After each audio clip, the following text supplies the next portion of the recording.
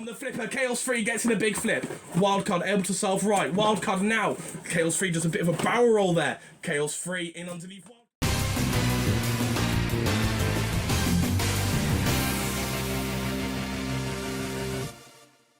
Tonight on Robot Wars Omega Maximum Overdrive 3, we have one mammoth main event for you all to stay tuned, as the Royal Rumble winner, Chaos 3, will take on the reigning, undisputed Ultimate Challenge Champions Wildcard.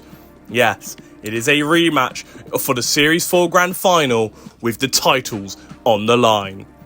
But before the main meal, we have some appetizers for you, with the first being the first match in the first round of the Tag Team Terror Tournament. Yes, Tag Team Terror champions Diamond Storm and Cyanide will be defending their championship throughout the tournament, and they are in the first battle against a team of two brand new machines, Epitaph and Pink Peril, with Diamond Storm and Epitaph starting it off for their respective teams. The house robots for this week will be Crimson and Virus, and with, well, our housekeeping done out the way, let's get to the arena and let's go into Overdrive. Roboteers, stand by. 3, 2, 1. Activate. Now, if you're wondering, to all the House Robot fans, where the bloody hell are they? Don't worry, we will be having House Robots later on. It's just, as per tradition, we don't have any House Robots in a Tag Team Terror match, and already Diamond Storm flipping up Epitaph. Epitaph, they are a very good looking newcomer. We will be having the start of the New Blood tournament next week. Epitaph will be competed in it, so will Pink Peril, and Epitaph has already suffered damage to the Shrinek arm. Pink Peril, though, coming out of their corner to lift up Epitaph. Epitaph back in it, back upside down due to some teamwork there. In comes Pink Peril now. Self-righting. Very good work to self-right Epitaph there. Diamond Storm comes in for a flip onto Pink Peril, though. Pink Peril trying to bring in that lifting scoop, though, in onto Diamond Storm. That's really bad for Epitaph, though. Losing their self-righting mechanism. It was a good-looking self-righter, but you know, when it comes crashing down Diamond Storm, one of the most powerful flippers in the war zone, when you come crashing down with that big flipper, you're bound to suffer some damage, and Pink Peril's now being flipped up and over by Cyanide. We don't quite know if Pink Peril has a Shrimek, the two pink machines going at it. Pink Peril upside down there. I think they're running on their spinning saw blade. Pink Peril. Cyanide, look at the big flipper there by Cyanide. Of course, Diamond Storm and Cyanide successfully defended the belts controversially against Tornado and Roadkill. But now, well, they are definitely showing these two newcomers the ropes here. Pink Peril on the big flipper of Cyanide. Cyanide trying to flip them out of the arena. Pink Peril upended, and now and Epitaph, I think, are trying to come out of the arena there. They think they're trying to come out, but Cyanide flips up both machines. And do either of them have a self-righting mechanism? I don't think Pink Peril's lifting shovel is strong enough. Epitaph has lost their Shrimek, as we know. And I think these newcomers have been taken to school by the Tag Team Champions. And, well, that was very easy for both machines. I think Diamond Storm's got a bit of damage to the flipper there. Was something knocked loose from that encounter with that full-body spinner? We're not too sure. They got some repairs to do. But as for now, the Tag Team Champions, they win and they go through to the next round. Cease. Diamond Storm and Cyanide just show the newbies why they are the tag champs. Well, now we have a one-on-one exhibition match for you all, as we see the return of Corrosive 3 and the Artifact back in the arena. This is a bit of a grudge match, as Corrosive 2 got destroyed by the Artifact in an off-camera match. You know what they say, revenge is sweet. Or will the Artifact simply smash Corrosive 3 like it did its predecessor? Roboteers, stand by. 3, 2, 1. Activate. Oh, should be a good match. Flipper versus spinner. Two traditional weapons. It's going to be interesting to see how either weapon has evolved. And that was a big hit there by the Artifact. But Corrosive 3 comes in for a very big flip. And that flipper is much more improved than previous versions. The Artifact, of course, it may look small, but it is a heavyweight. It is a heavyweight because of the power of the spinner. Corrosive flipping up the Artifact. Of course, Corrosive 3 inspired by Famirota's legends like Zero and Edema. from Mastra's Robot Wars, and I think taking in a bit of inspiration is definitely helping him out here. The artifact gets flipped through the air by that huge panel flipper, and again, the artifact able to self-right, but Corrosive Free again has that flipper in underneath the artifact, and again, the artifact still staying on its feet. The artifact trying to come in and maybe cause some more damage to the flipper, maybe rip the flipper off like they did Corrosive 2. But look at that, Corrosive Free! It doesn't matter what the artifact was trying to do, Corrosive Free sends them clean out the arena. They're trying to self-right. They do have some difficulties, but they do self-right, and that was very impressive. Sending the artifact out the arena. Oh, careful with the flipper there. Oh, you could have flipped yourself out the arena there if you weren't careful enough.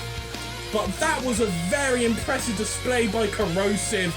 Welcome back to Robot Wars Omega. Corrosive, cease. Well, Corrosive Free has more than certainly put the Robot Wars Omega universe on notice, getting an out of the arena flip on the artifact.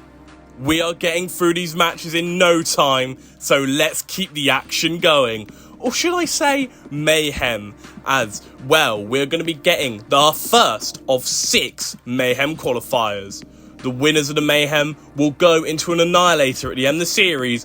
The winner will get a shot at the Undisputed Ultimate Challenge Championship.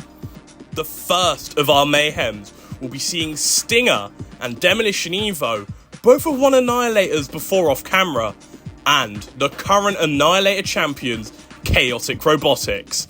Last time he won it with Lafayette, but now he's going to be entering with Green Siege. Oh boy, I just can't wait. Roboteers, stand by. 3, 2, 1, activate. Now, all these machines have experience with the Annihilator, but this Annihilator has more stakes than ever. Of course, a title opportunity being on the line. And well, you got to get through a mayhem first. Of course, a three-way melee, only one can go through, and of course, Green Siege. It is see why Chaotic Robotics picked Green Siege over Lafayette to defend the Annihilator crown, and that was a big hit there by Stinger. That's why Stinger is so feared. Virus lifting up Demolition Evo, Stinger spinning up to speed, Green Siege upended, but Demolition Evo comes in for a good ram and a slam there on Stinger. Stinger comes in for another big hit though. Stinger revving up, revving up that spinning pendulum. Of course, the Melty Brain design, like I said, one of the most destructive machines in Robot Wars Omega. It's not even a spinner, it's a thwack bot. Green Siege able to self-right though. Very Spawn Again-esque. Well, they are getting absolutely smacked here. Demolition Evo pushing Green Siege into Crimson. I'm surprised Green Siege is still moving. Those are some big hits there. Stinger now. Oh, another big hit there onto Green Siege. And again, Green Siege upended all the way from the US of A. Well, will they be going back home very soon? The long plane journey home. Stinger has just knocked off Virus's head. I don't believe it. I've never seen that before in Maximum Overdrive. I've never seen that before in Robot Wars Omega. I should be saying I'm messing up my words. I've never seen the likes of it. Virus, where's your head, mate? Where's your head? Your head is gone. Demolition Evo trying to push Stinger into Crimson. Crimson trying to come with a flip onto Stinger. Now that is very bad, but look at Demolition Evo. Definitely bringing in the pain, definitely enduring the pain. I think Green Siege is well and truly gone here, immobilized by Stinger. Crimson, I think they're going to try and get rid of Green Siege. Oh, flung. Virus, they look immobile. Virus isn't moving. Has Stinger just immobilized a house robot? What the hell is that? Have we ever seen a house robot become immobilized? Well, they are completely dead in their tracks. Demolition Evo, though, comes in for another shot there onto Stinger. Crimson flips Stinger away, maybe trying to get a bit of revenge for its fallen friend, Virus. Virus, mate, are you okay? Stinger spinning out that pendulum. Demolition Evo gets hit to the side, but Demolition Evo is a tough machine. It's a very underrated machine because they have been dormant for 2 series, but at long last they are back and they are pushing Stinger into the pulverizers. Stinger, they are in trouble here. Demolition Evo and Stinger having a good showing here. Stinger coming for another hit onto Demolition Evo, and I think this match is going to go to the judges. And well, what a close match it is going to be for them to call. Very, very close between these two machines. But the judges are going to have to decide it. Cease. Before we reveal the decision, I do have some sad news. Due to the damage Virus has taken, look at that. The head completely severed. Virus will be out of action for the foreseeable future. We don't know how long Virus will be out of action for, but they have some major, major damage. Not only just to the head, but internally as well. But God, look at that. Head completely gone. But the judges have still made a decision. And we know the criteria: damage, control, and aggression. They feel it's going to be controversial, but despite the damage Stinger caused throughout the match, the judges felt that Demolition Evo were the more aggressive and were the more controlled. So Demolition Evo goes through to the Annihilator. The judges felt Stinger just lacked the control, and Demolition Evo were the more controlled and the more aggressive throughout the match. They go in to the Annihilator. And well, let's just get on to the next fight. And well, if you liked that insane mayhem, don't worry, as we have another in store for you. As well, 3 machines who competed in the Royal Rumble, Razor, Marksman, and Turbo 4 will be battling it out. And because of Virus being out of commission, Rhino has decided to take over Virus. Of course, winner of the Best House Robot in Series 4. They decided to take over Virus for this episode. Roboteers, stand by. 3, 2, 1, activate. This match probably won't be as destructive as the last one, but we'll have to wait and see. Of course, Razor does have the big crushing beat that can cause carnage and destruction. Turbo with that big flipper, and Marksman with its own low pressure flipper. And Turbo, now that we're seeing that flipper in action, we can see it is a much more improved machine than when we saw them in Fall of Gold. It's a much more powerful flipper, and again coming in for good flip down to Marksman. Razor trying to bring down that crushing beat in onto Marksman. The soft underbelly is exposed. Marksman upended but able to self-right. Like I said, it's a low pressure flipper. We don't get many of them here. And while Turbo definitely is no low pressure flipper, that's a full-on high pressure flipper. A big flip down onto Marksman. Razor trying to bring down the crushing beat in onto Turbo 4. Turbo 4, of course named so. The first 2 Turbos were in the pre-series. Turbo 1 the most successful. Turbo 2 not too successful.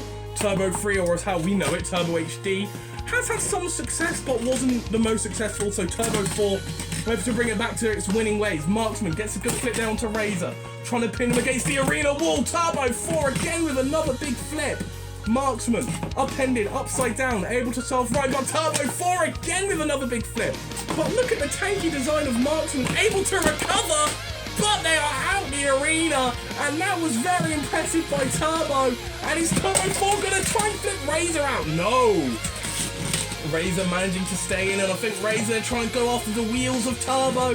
This could be very, very bad. If Razor can get some critical damage, they can really turn the tide here. The former tag team champion, but it's not gonna happen. Turbo, I called them a bust in the Royal Rumble. They are looking to prove me wrong, aren't they? Getting 2 out of the arena flips, they go through to the Annihilator in fantastic style. Cease. Well, it seems that fastening your flipper on properly makes you perform so much better. Who knew? Congratulations to Turbo 4, more mayhem next week. But now, it is time for our main event. Yes, Chaos 3 has been waiting for this opportunity all week since winning the Royal Rumble, and at last that opportunity comes, as they get to take on Wildcard in a rematch from the Robot Wars Omega for the Gold Grand Final. Will history repeat itself, or will Chaos 3 shock the odds and become the undisputed Ultimate Challenge Champion? I cannot wait. Roboteers, stand by. 3, 2, 1, activate. Wildcard's first title defense in Maximum Overdrive, our first main event of Maximum Overdrive, and already Wildcard gets a flipping onto Chaos 3. This is a colossal rematch here. Chaos 3, they've been wanting this opportunity to have another shot at Wildcard, a crack at Wildcard since, you know, For the Gold ended. These two fought in the grand final, the championship decider. It was all on the line. Chaos 3, it was close but no cigar. Wildcard became series champion. And Wildcard, it looks to be going the same way here again. Chaos 3 upended on their backs. But now Chaos 3 gets in a good flip down to Wildcard.